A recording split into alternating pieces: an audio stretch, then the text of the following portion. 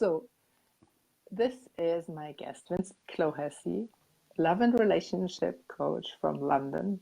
And I am Klana, the magnificent life leader. And we are here to talk about closed hearts versus broken hearts today. And let's see where it leads us.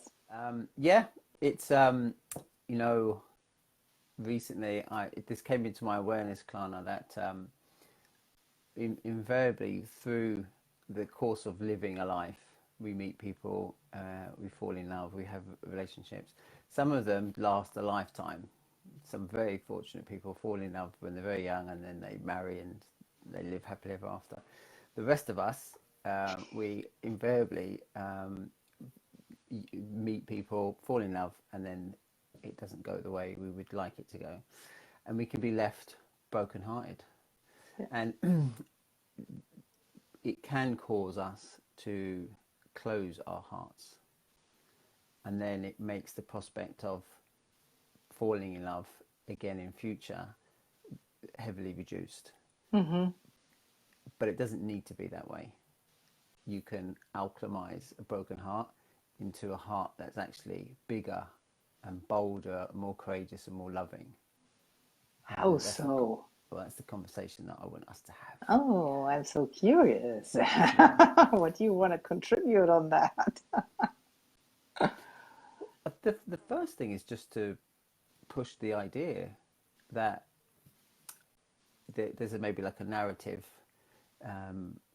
particularly like maybe like a Hollywood narrative, that a broken heart is disastrous, and it's something that must be avoided, and that it's almost like us humans aren't robust enough to deal with a broken heart. And it occurs to me that when that happens, there is actually a choice in that moment. You can choose where you want to guide the energy of pain. So for me, pain occurs as an energy, Mm-hmm. and we're maybe not very good at being with that pain. It can be excruciating, but it doesn't mean it's necessarily something that you have to get rid of. You can actually be with the pain, and I think that's an interesting concept for, like, emotionally, for pain with a broken heart. Is pain really lets you know you're alive, That's true. really lets you know, and if you push it away and you maybe like numb it down, you lose potentially the attachment to what it is to be alive, and then also to how much joy and love you can experience in comparison to the pain. Mm-hmm. So if I can be with pain and all its excruciating agony, I'm much more likely to be able to experience the ecstasy and the joy, because they're two sides of the same coin. Yeah. And also, when the heart is broken, it doesn't mean that it's kaputt, as you would say in German. or or damaged. The broken is, it can break open. Would you Oh, say that in English? Lana, that's poetic. Wow. Thank Yeah. you.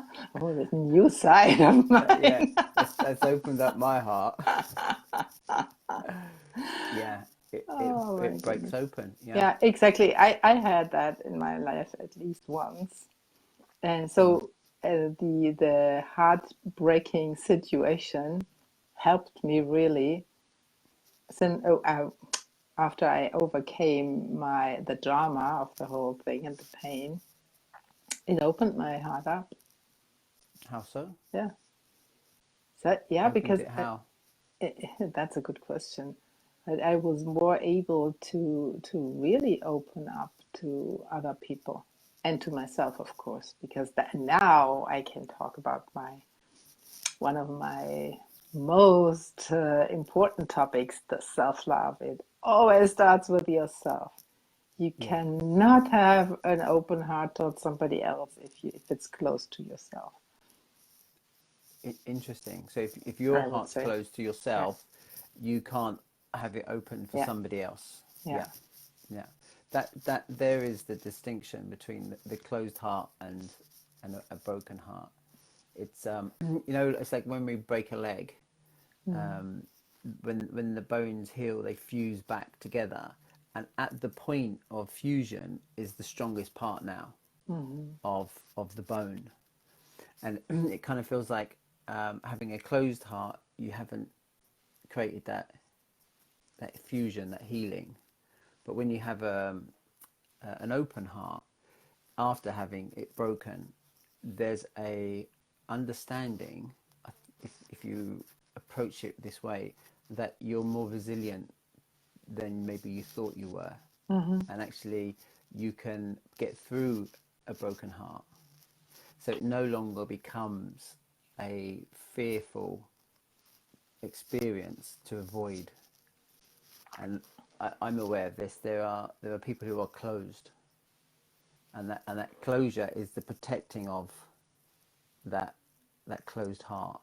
Mm. And unfortunately, love can't come in or go out. So working with people like yourself, people can find a way through the pain of a broken heart and alchemize it into something of value rather than a wound that's left unhealed. And for me, if you're able to go through these processes of strengthening the heart through the heartache, when you do come to meet somebody, there's more of you. Your heart is more resound, it's more resilient, and it has the capacity to be vulnerable because you're not fearful of the pain because you've understood it to be something of value in your growth. It's a bit like tree roots are strengthened by the wind that blows the tree, and without that wind, the roots don't set steady. And when Oh, the are storm they? comes along, yeah, so it's kind of like we need that pain in order to grow. It's a Oh, stimulation. If you don't utilize that wind, then when a real storm comes, the tree falls. So it is looking at each experience as an opportunity to discover yourself. Like why, mm. what is the nature of a broken heart? What is it about? What's inside of me that has this explosive pain arise? What are the elements of it? And for Mm. me, inside there is the opportunity to discover yourself and to see why do I suffer this sense of loss so deeply and profoundly? What is it about me that maybe is fearful or afraid? And that's the richness of life is discovering yourself in that at that depth and be able to be with it. So for instance, like I was just discussing this, that there's almost like a feeling that um, my love, my partner, is mine. She belongs to me. Yeah. Mine, mine. And if there's a loss, then it's inside of that idea that I actually owned something, Mm-hmm. and that's like a massive attachment Yeah. that and that's the cause of pain, is actually that idea that that thing was mine and now it's gone.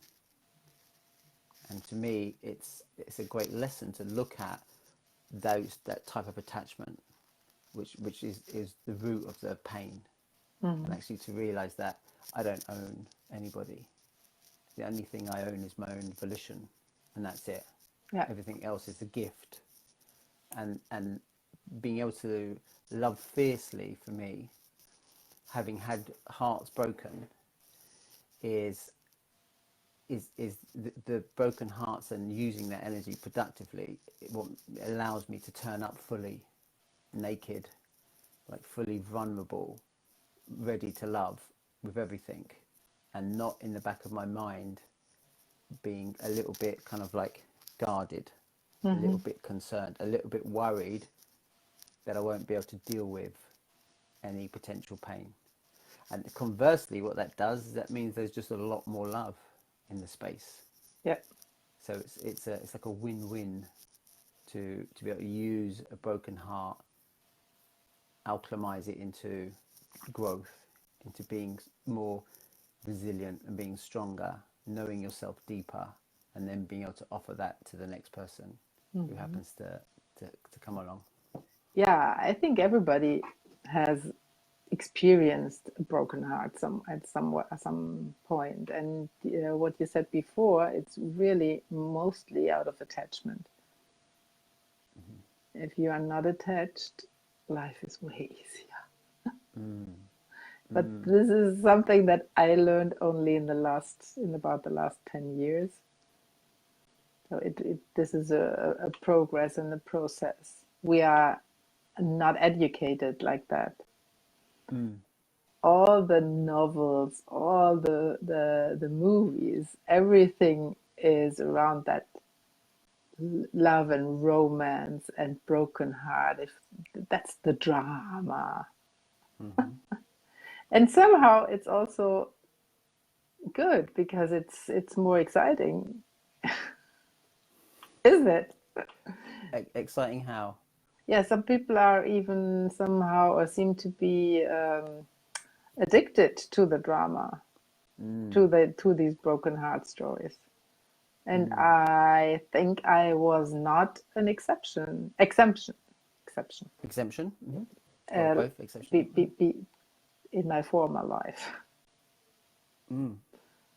It's somehow like you say in German, the salt in the soup. Even though it's painful, but at least you feel something. Mm-hmm. And Yes. in our life, that's often so numb. Yeah. Yeah. Yeah. I get how like people say like a good fight Mm-hmm. leads to um, making up sex, Mm-hmm.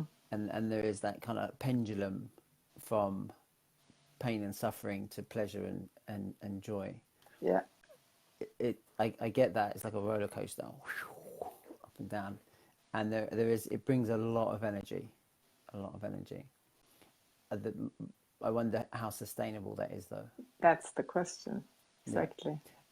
and actually instead of so you're getting access to something that's generating this energy, but you're ignoring or you're not aware that there's a much bigger, juicier, more dynamic energy available through pure love, which is beyond your comprehension. Mm-hmm. That's available once you get off of that crazy ride. Yeah. Yeah.